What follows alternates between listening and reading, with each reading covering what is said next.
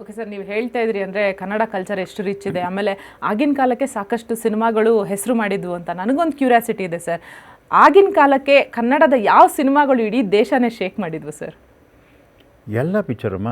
ಈಗ ನಮ್ಮ ಉದಾಹರಣೆಗೆ ನಮ್ಮ ಅಂತ ತಗೊಳ್ಳಿ, ಬಂಗಾರದ ಮನುಷ್ಯ ತಗೊಳ್ಳಿ, ಶರಪಂಜರ ತಗೊಳ್ಳಿ, ಶುಭಮಂಗಳ ತಗೊಳ್ಳಿ, ಸಿದ್ಲಿಂಗ್ನ ಭೂತಯ್ಯನ ಮಗ ಅಯ್ಯೋ, ಎಕ್ಸ್ಟ್ರಾಡಿನರಿ. ಭೂತಯ್ಯನ ಮಗ ಅಯ್ಯೋ ಎಷ್ಟು ಕಡೆ ತಿರುಗಿಬಿಡ್ತು. ಬೇಕಾದಷ್ಟು ಚಿತ್ರಗಳು ಆ ಥರದ್ದು ಕನ್ನಡದಲ್ಲಿ ಬಂದಿದೆ. ಅದಕ್ಕೆಲ್ಲ ಕನ್ನಡದ ಮಣ್ಣಿನ ವಾಸನೆ, ಕನ್ನಡದ ಮಣ್ಣಿನ ಕಥೆಗಳವೆಲ್ಲ ಅದೇ ಹಿಟ್ಟಾಗಿರೋದು.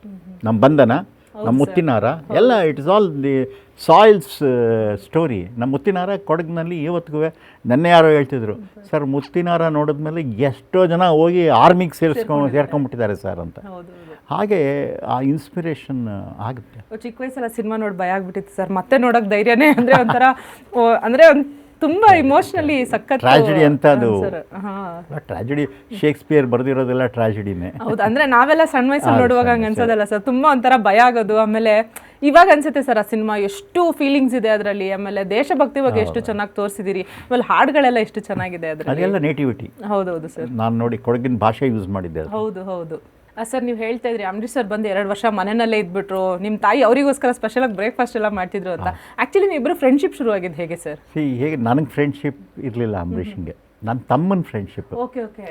ನಮ್ಮ ಮನೆ ಹತ್ರ ಒಂದು ಕಟ್ಟೆ ಇದೆ ಸರಸ್ವತಿಪುರಮಲ್ಲಿ, ಈಗಲೂ ಆ ಮನೆ ಹತ್ರ ಕಟ್ಟೆ ಇದೆ.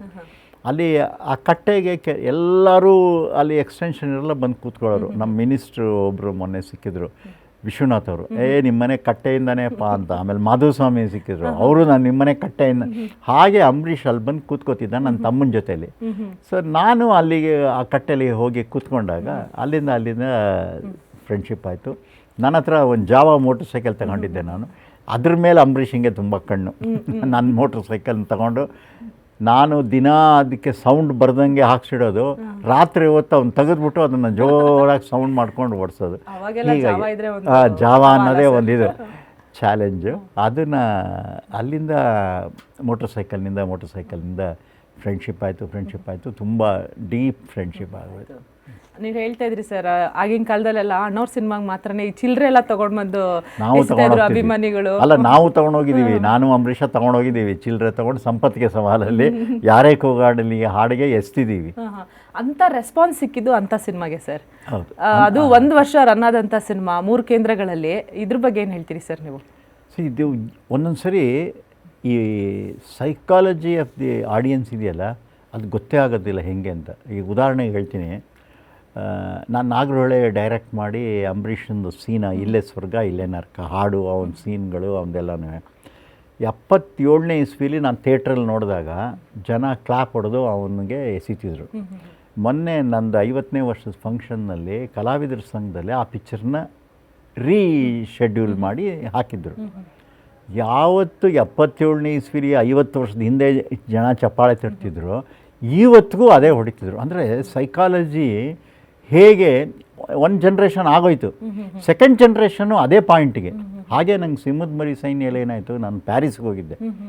ಅರ್ಜುನ್ ಸರ್ಜಾದು ಇಲ್ಲೆಲ್ಲಿ ಕ್ಲಾಪ್ ಹೊಡಿತಿದ್ರು ಅಲ್ಲಿ ವರ್ಲ್ಡ್ ಚಿಲ್ಡ್ರನ್ಸೇ ಬಂದಿದ್ದರು, ಚೈನಾದಿಂದ, ಕೊರಿಯಾದಿಂದ, ಅಮೇರಿಕಾದಿಂದ, ಎಲ್ಲ ಕಡೆ. ಅದು ವರ್ಲ್ಡ್ ಚಿಲ್ಡ್ರನ್ ಫಿಲ್ಮ್ ಫೆಸ್ಟಿವಲ್. ಅಲ್ಲಿ ಹಾಕಿದಾಗ ಇಲ್ಲಿ ಎಲ್ಲಿ ಕ್ಲಾಪ್ ಹೊಡಿತಿದ್ರು ಅಲ್ಲಿಗೆ ಕ್ಲಾಪ್ ಹೊಡಿತಿದ್ರು. ಅದರಿಂದ ಹ್ಯೂಮನ್ ಸೈಕಾಲಜಿನಲ್ಲಿ ಅದು ಒಂದು ಮಾಸ್ ಜನ ನೋಡುವಾಗ ಒಂದೇ ಪಾಯಿಂಟಲ್ಲಿ ಲೈಕ್ ಮಾಡ್ತಾರೆ. ಹಾಗೆ ತುಂಬಾ ಚೆನ್ನಾಗಿ ರೆಡಿ ಆಗಿದ್ರು ಅವರು. ಅಲ್ಲ, ಅವರು ಬ್ರೂಸ್ಲಿ ಅಂತಾನೆ ಕರೀತಾರೆ. ಓಕೆ ಸರ್, ಇನ್ನು ನಾವೆಲ್ಲ ತುಂಬ ಹೆಮ್ಮೆ ಪಡುವಂಥ ವಿಚಾರ ಅದು ಏನಂದರೆ ಅಂಥ ಒಟ್ಟು 7 ಭಾಷೆಗಳಿಗೆ ರೈಟ್ಸ್ ಸೇಲ್ ಆಗುತ್ತೆ, ಎಲ್ಲಾದರೂ ನೀವೇ ಡೈರೆಕ್ಟ್ ಮಾಡ್ತೀರಿ. ಅದು ಹೆಂಗೆ ಸರ್, ಕಷ್ಟ ಆಗಲಿಲ್ಲ ಸರ್ ನಿಮಗೆ? ನನಗೆ ಬೇಜಾರಾಯಿತು, ಟು ಬಿ ಫ್ರ್ಯಾಂಕ್. ಯಾಕೆ ಅಂತ ಹೇಳಿದ್ರೆ ನನಗೆ ಕ್ರಿಯೇಷನ್ಗೆ ಏನು ಕೆಲಸನೇ ಇರಲಿಲ್ಲ. ಬಿಕಾಸ್ ಒಂದು ಸರಿ ಕ್ರಿಯೇಟ್ ಮಾಡಿಬಿಟ್ಟಿದ್ದೆ ಕನ್ನಡ, ನನಗೆ ಬೋರ್ ಹೊಡಿತಾ ಸ್ಟಾರ್ಟ್ ಆಗೋಯ್ತು.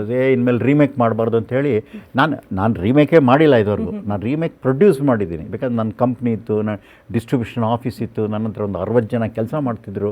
ನಾನು ಸ್ವಲ್ಪ ಲೇಟ್ ಪಿಕ್ಚರ್ ಮಾಡೋದು, ಅವ್ರಿಗೆಲ್ಲ ಫೀಡಿಂಗ್ ಆಗಬೇಕಲ್ಲ. ಅದಕ್ಕೆ ಒಳ್ಳೊಳ್ಳೆ ಕತೆ, ಕರ್ಣ ಮಾಡಿದೆ, ಕೃಷ್ಣಾನಿ ವೇಗನವರು, ಮನೆ ಮಂತ್ರಾಲಯ, ಕಲಿಯುಗ, ಈ ಥರ ಒಳ್ಳೊಳ್ಳೆ ಕತೆಗಳನ್ನ ತಗೊಂಬಂದು ಮಾಡಿದಾಗ ನಾನು ಸ್ವಲ್ಪ ಸೆಲೆಕ್ಟಿವ್ ಆಗಿ ಮಾಡಿಕೊಂಡು ಹೋಗ್ತಿದ್ದೆ.